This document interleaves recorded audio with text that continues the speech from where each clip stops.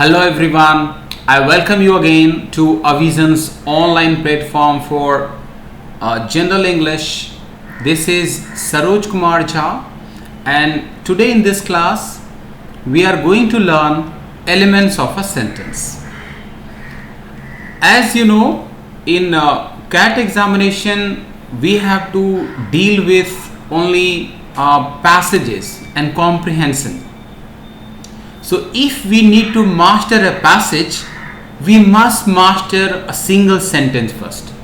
Without mastering a single sentence, it is not practically feasible to master whole passage. And to know a sentence well, we must know elements of a sentence. That is, a sentence is made of how many elements? What are those elements? How do they behave? What are their classifications? Getting it? So, before we start working on elements, first you guess of yourself कि किसी भी sentence में कितने elements possible है ना. यहाँ पे मैंने कुछ यूं ही लिखा हुआ है, आप थोड़ा और गेस करो कि इसके अलावा भी कुछ एलिमेंट्स हो सकते हैं क्या. ठीक, बिकॉज जब तक आप एलिमेंट्स ऑफ सेंटेंस को ठीक से नहीं समझोगे, नहीं प्रैक्टिस करोगे, तो आपका कंप्लीट सेंटेंस का कॉम्प्रिहेंशन क्लियर नहीं होगा और ओवरऑल पैसेज में हम स्ट्रगल करेंगे. ठीक है, तो एलिमेंट्स ऑफ सेंटेंस में नाउन भी हो सकता है, प्रोनाउन भी हो सकता है, एडजेक्टिव, कंजंक्शंस, है ना. तो क्या आप गेस कर सकते हो कि कितने एलिमेंट्स पॉसिबल है एक सेंटेंस को कंप्लीटली फ्रेम करने के लिए, मीनिंगफुली फ्रेम करने के लिए, है ना. चलिए, उसकी पहले आप इस एग्जाम्पल को देखिए. यहां पे लिखा हुआ है he gifted me a car. He gifted me a car में ही क्या है? ही क्या है ना. कुछ लोग बोलेंगे कि ही सब्जेक्ट है. ठीक, कुछ स्टूडेंट्स को लगेगा कि ही एक प्रोनाउन है. कौन सा स्टूडेंट सही है? ही यहां पे सब्जेक्ट है कि प्रोनाउन है? ठीक, लाइकवाइज कार है. कार क्या है? आप क्या बोलोगे? What is car? कुछ स्टूडेंट्स बोलेंगे कि कार एक ऑब्जेक्ट है. कुछ स्टूडेंट्स बोलेंगे कार इज अ नाउन. कौन सा स्टूडेंट सही है? Getting it? ये कंफ्यूजन से आपको बाहर निकलना है. We can't afford getting confuse between noun, pronoun and subject and object. समझ में आ गया आपको? चलो, इसका मतलब यह है कि नाउन, प्रोनाउन जो है वो वर्ड का प्राइमरली आइडेंटिफिकेशन है. Getting it? किसी भी सेंटेंस में there is no element called noun and pronoun. समझ में आ गया आपको? नेवर एवर काउंट नाउन और pronoun as a element of a sentence. Element of sentence are only 5 types and 5 kinds. They are called subjects, object, verb, adjunct and complement. It's clear हुआ? There are only 5 elements of a sentence. They are subject, verb, object, adjunct and complement. That's all. इसके अलावा कोई भी चीज part of element consider नहीं होता. Noun, pronoun जो भी है और gerund, they all will known as subject or object. It means किसी सेंटेंस में how noun or pronoun are behaving, they will define whether they are functioning as a subject or object. तो मेरे ख्याल से अब आप कभी भी नाउन, प्रोनाउन और सब्जेक्ट ऑब्जेक्ट में कंफ्यूज नहीं करोगे. ये तो एक चीज हो गया. तो यहां पे इस सेंटेंस में he is a subject. He pronoun इसका प्राइमरली आइडेंटिफिकेशन होता है. आई एम नॉट बदर here in this sentence he is functioning as only subject. ये सब बात सही है. चलो दूसरा चीज, जैसा मैंने बताया, रीडिंग कॉम्प्रिहेंशन को मास्टर करने के लिए वहां पे आपको जो क्वेश्चंस रहेगा, क्वेश्चन में either they will ask you to identify subject और ऑब्जेक्ट, है ना. Who did the job, who was the victim. ठीक, तो उसके लिए if we don't identify subject properly we will not get the correct answer. For example, इस sentence में why he is a subject, कोई बोलेगा कि मी सब्जेक्ट हो सकता है या कार ही सब्जेक्ट है. why is he called subject here and why not me or why not car? इसको आपको जस्टिफाई करना पड़ेगा. Getting it? तो इसका जस्टिफिकेशन क्या है?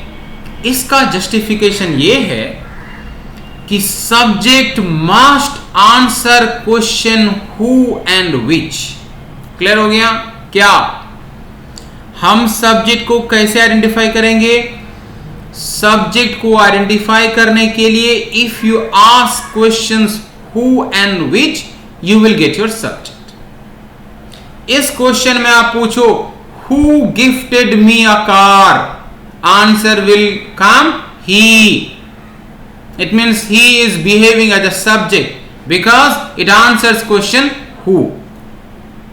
इसमें कोई डाउट नहीं है. Britishers ruled India for 200 years. Subject क्या है? इंडिया है, ब्रिटिशर्स है, 200 years है, क्या है? सब्जेक्ट के लिए हमें क्वेश्चन क्या करना पड़ेगा? Who. You ask who ruled India for 200 years.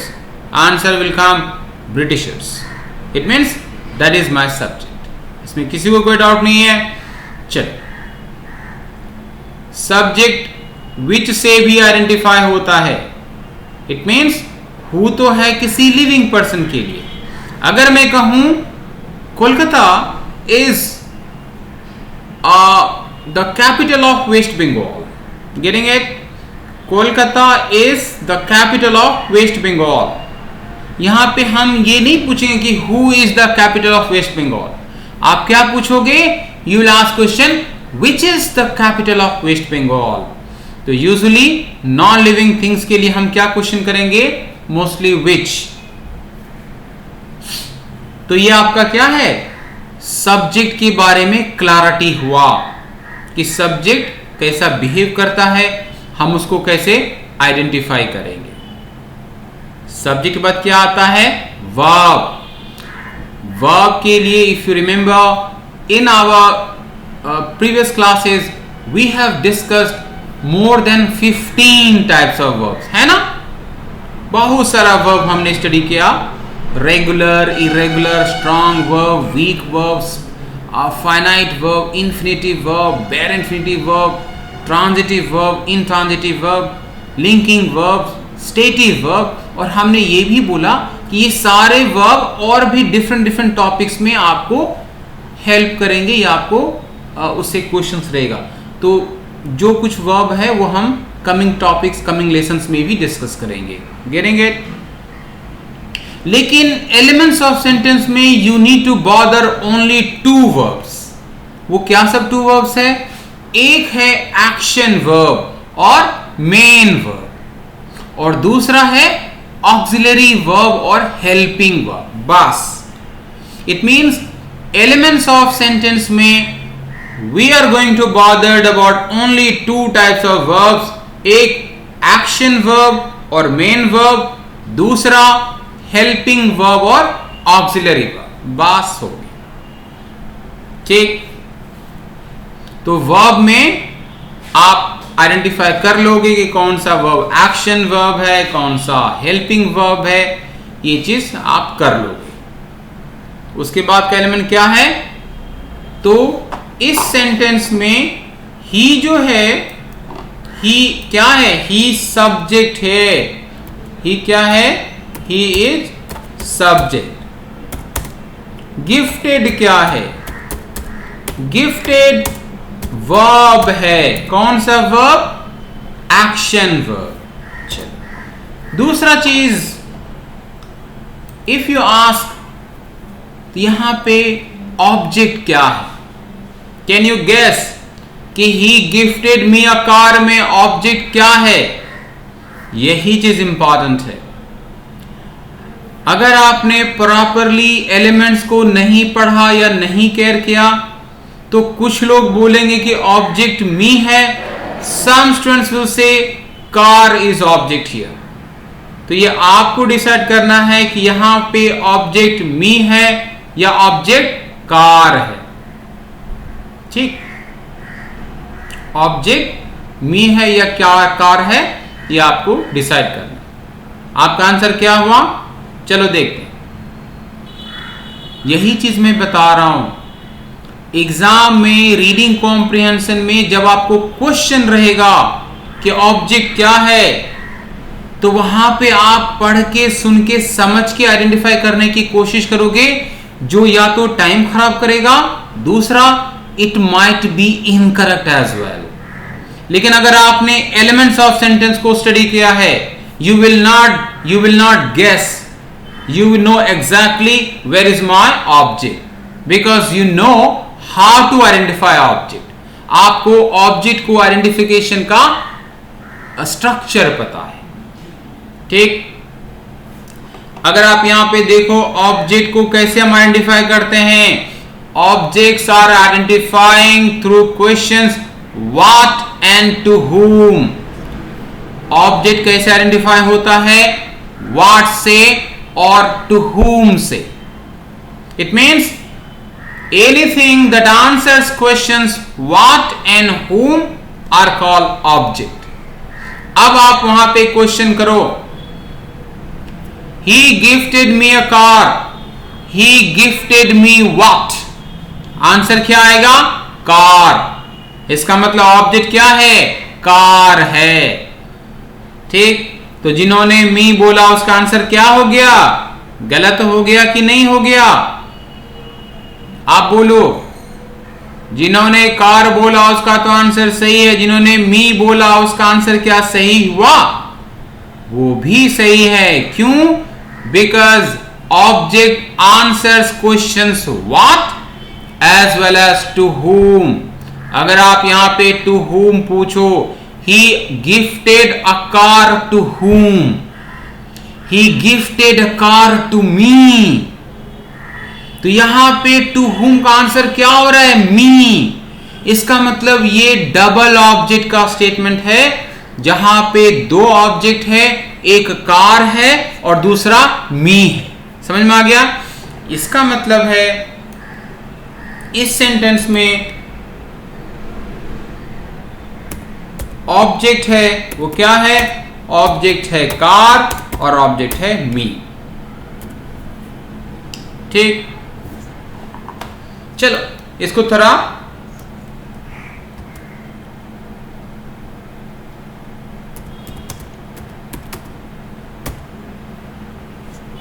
मैं थोड़ा इसमें टाइम भी ऐड कर देता हूं। ठीक, तो यहां तक आपका एलिमेंट्स आपको समझ में आ गया। सब्जेक्ट क्या है? Subject that answers question who and which. Verb क्या है? वर्ब आपने बहुत अच्छे से पढ़ा है। ऑब्जेक्ट क्या है? What is object? Object answers questions what and to whom, वो चीज आपको समझ में आ गया। उसके बाद है एडजंक्ट। एडजंक्ट को डिटेल्स भी बोलते हैं, यानी किसी भी एक्शन का जो डिटेल है, कि यानी कि व्हेन, वेयर, हाउ, व्हाई। आप यूं समझ लो कि हु, विच और व्हाट एंड whom के अलावे और जो भी WH का क्वेश्चन है, दे आर कॉल्ड एडजंक्ट। समझ में आया आपको? मैं फिर से बोल रहा हूं, एडजंक्ट का मतलब है डिटेल्स। तो when मतलब टाइम, कोई एक्शन कब कंप्लीट हुआ। वेयर का मतलब प्लेस, कोई एक्शन कहां पे कंप्लीट हुआ। हाउ, मैनर, कैसे कंप्लीट हुआ। एंड व्हाई, क्यों कंप्लीट हुआ। समझ में आ गया आपको। तो जो कोई वर्ड इस 4 क्वेश्चंस को आंसर करता है दे आर कॉल्ड एडजंक्ट। तो कैन यू गेस कि इस स्टेटमेंट में एडजंक्ट क्या है। He gifted me a car in 2018 में एडजंक्ट क्या है। इसमें एडजंक्ट है good 2018। Why? Because it answers question when. When did he gift me a car? Answer आएगा 2018। ठीक है, इसका मतलब 2018 क्या है, एडजंक्ट है। तो हम यहां पे नोट कर देते हैं।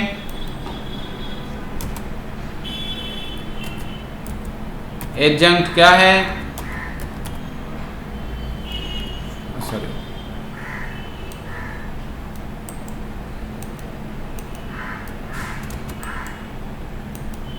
एडजंक्ट क्या है, 2018 है। ठीक, चलो लास्ट चीज बता आपका कॉम्प्लीमेंट। क्या बचा, कॉम्प्लीमेंट। कॉम्प्लीमेंट जो है, कॉम्प्लीमेंट इज बिट कंफ्यूजिंग और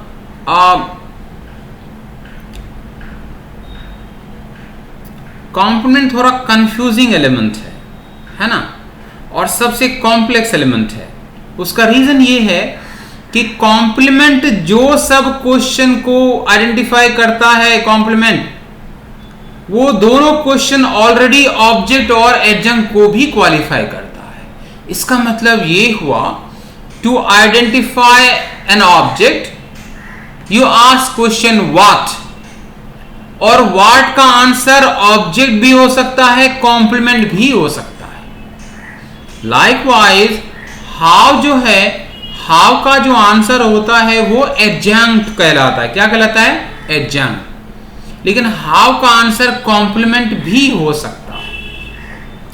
तो अब आप मुझे बताओ कि कॉम्प्लीमेंट जो है एक कंफ्यूजिंग एलिमेंट हुआ कि नहीं हुआ, है ना। तो कॉम्प्लीमेंट जो है एक कंफ्यूजिंग एलिमेंट हुआ।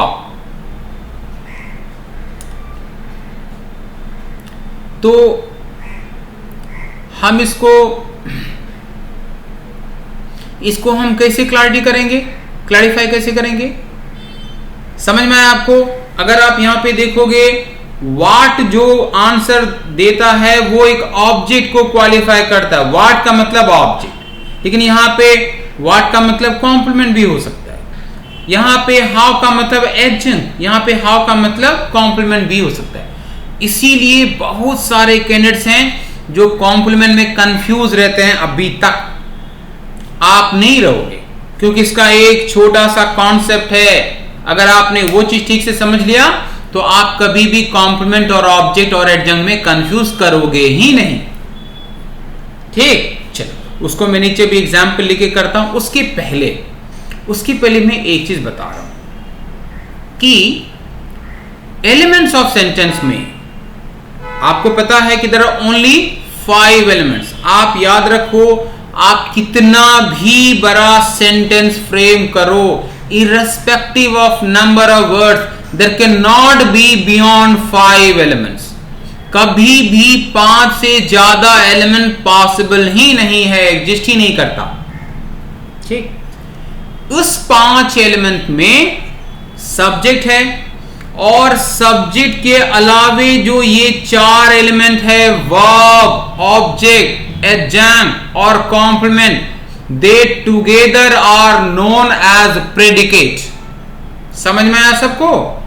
क्या बोला हमने कहा वर्ब के अलावे जो 4 एलिमेंट्स है, सब्जेक्ट के अलावे जो 4 एलिमेंट्स है, verb, object, adjunct and complement, these 4 elements are known as predicate।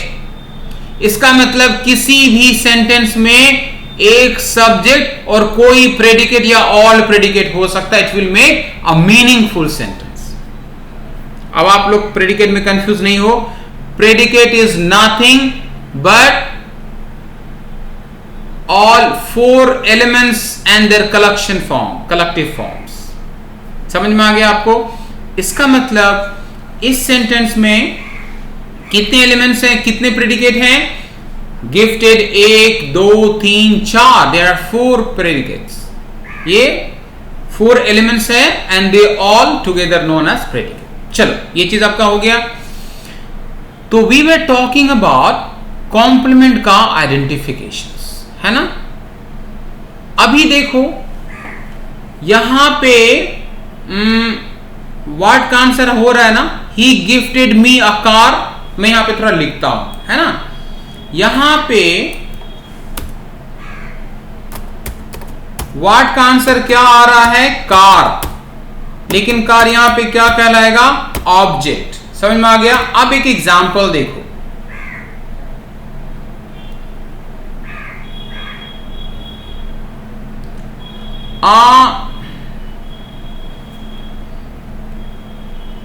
अगर आप पूछोगे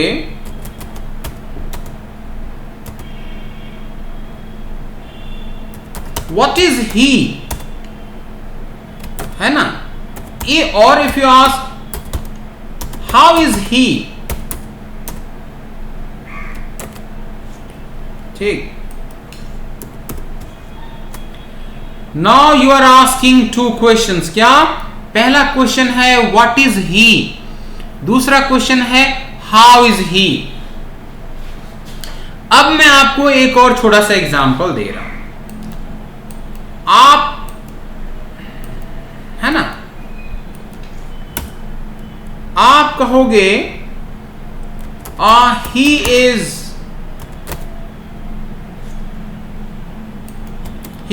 अ मैनेजर, और he is a teacher, ठीक। how is he? He is polite,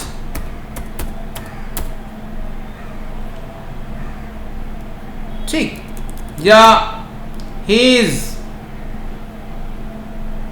humble, एक ही चीज। he teaches politely, or he teaches gently, ठीक। ये सब कुछ है। देखो मैंने आपको बताया एक चीज कि सारे एलिमेंट्स में एक ही एलिमेंट है जो थोड़ा कंफ्यूजिंग, इसलिए आपको क्या करना है, थोड़ा सा 5 मिनट का फोकस करके इस चीज को देखना है। यहां पे right now you have 3 examples. एक है he is a teacher, he is humble, he teaches gently. तो इसमें हम क्वेश्चन करेंगे ही इज टीचर में व्हाट इज ही। क्या पूछेंगे हम? What is he, what is he. Answer क्या आएगा? ही इज अ टीचर, ठीक। फिर हम पूछेंगे हाउ इज ही, आंसर क्या आएगा? हम्बल। समझ में आ गया? फिर पूछेंगे how does he teach, he teaches gently. तो यहां पे आप देखोगे कि हाउ इज ही, यहां पे आप देखोगे कि सेम वर्ड का जो आंसर हो रहा है, वर्ड का आंसर कार ऑब्जेक्ट है, लेकिन यहां पे वर्ड का आंसर जो टीचर है वो एक कॉम्प्लीमेंट है। टीचर क्या है? कॉम्प्लीमेंट है। यहां पे हाउ का आंसर हम्बल है, ये एक कॉम्प्लीमेंट है। लेकिन यहां पे जो हाउ का आंसर है ये एक एडजंक्ट है। क्या है? एडजंक्ट है। ऐसा क्यों? ऐसा इसलिए हुआ कि कॉम्प्लीमेंट में आपको याद रखना है जो एक बहुत स्ट्रांग रूल वो ये है कि complement answers questions what and how only with क्या ऑक्सिलरी वर्ब। ये चीज है इसका आइडेंटिफिकेशन, बस और कुछ भी नहीं। आई होप कि आप लोग को ये चीज समझ में आया होगा। Remember, if any student bothers about what and how, वो कंफ्यूज रहेगा। लेकिन अगर आप ये बॉदर कर रहे हो कि complement answers questions what and how only with auxiliary verb, तो आप कंफ्यूज नहीं रहोगे। अब आप देखो यहां पे व्हाट है, he gifted me a car. What के बाद आ गया क्या, व्हाट ही गिफ्टेड। गिफ्टेड क्या हेल्पिंग वर्ब है? नहीं, गिफ्टेड एक मेन वर्ब है, एक्शन वर्ब है। इसीलिए गिफ्टेड के बाद जो वर्ब आया कार, वो मेरा क्या है, कॉम्प्लीमेंट नहीं बल्कि एडजंक्ट है। लेकिन यहां पे व्हाट के बाद आया क्या, व्हाट इज ही। व्हाट के बाद आया इज, जो एक ऑक्सिलरी वर्ब है, हेल्पिंग वर्ब है। हाँ, ये कॉम्प्लीमेंट हुआ क्योंकि व्हाट इज फॉलोड बाय क्या, हेल्पिंग वर्ब और ऑक्सिलरी वर्ब। अगर व्हाट के बाद कोई एक्शन वर्ब आया, for example what he bought, what he stole, what he finished, what he destroyed, ये सब में से कुछ भी कॉम्प्लीमेंट नहीं होगा क्योंकि यहां पे एक्शन वर्ब है, ऑक्सिलरी वर्ब नहीं है। लेकिन व्हाट इज ही है ना, और how are you, how is your friend, how is your friend, my friend is very rich. यहां पे रिच क्या है, how is your friend, my friend is handsome. यहां पे हैंडसम कॉम्प्लीमेंट है क्योंकि यहां पे हाउ के बाद क्या इज आ रहा है जो हेल्पिंग वर्ब है। तो हाउ या व्हाट के बाद अगर इज एम आर कोई हेल्पिंग वर्ब है तो वो कॉम्प्लीमेंट है, अगर कोई मेन वर्ब है तो वो एडजंक्ट है या ऑब्जेक्ट है। ठीक है, तो ये चीज क्या है, ये आपका 5 एलिमेंट का कंप्लीट कलेक्शन है। इसके बाद हम क्या करेंगे, मैं आपको जो कमिंग डेज का वीडियोस आएगा उसमें हम एलिमेंट्स ऑफ सेंटेंस से सेंटेंस पैटर्न फ्रेम करने की कोशिश करेंगे। क्या करेंगे, सेंटेंस पैटर्न। इसका मतलब ये हुआ कि with the help of only these 5 elements आप कितनी तरह का सेंटेंस का पैटर्न फॉर्म कर सकते हो। तो जब तक आपने पूरा एलिमेंट को नहीं समझोगे, आप पैटर्न ऑफ सेंटेंस को नहीं अच्छे से समझ सकते। ठीक है, तो कमिंग डेज में हम क्या करेंगे, हम पैटर्न्स ऑफ सेंटेंस देखेंगे, उसके बाद हम टाइप्स ऑफ सेंटेंस देखेंगे, उसके बाद हम टाइप्स ऑफ सेंटेंस में हम फ्रेज एंड क्लॉज उसके डिफरेंस को समझेंगे, हम कंपाउंड और कॉम्प्लेक्स सेंटेंस को डिफरेंस को समझेंगे। तो इस तरह से क्या होगा, ये सारा कॉन्सेप्ट आपको एग्जाम के रीडिंग कॉम्प्रिहेंशन के पैसेज में हेल्प करेगा, हर एक सेंटेंस को अच्छे से समझने के लिए, उसको डिकोड करने के लिए। ठीक है, so thank you very much for your time, keep watching our videos, will come up with another video very soon.